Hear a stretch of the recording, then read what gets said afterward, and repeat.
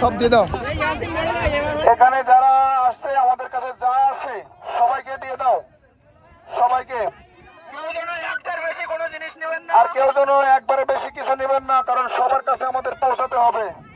আমরা অনেক কিছু এনেছি আপনাদের জন্য, শাড়ি কাপড় পর্যন্ত এনেছি। এই জন্য আপনারা সবাই ধীরস্থির ভাবে নেবেন।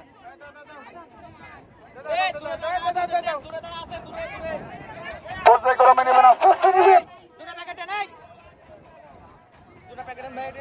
মোমবাতি আছে, যেগুলো মোমবাতি গুলো দিয়ে দাও।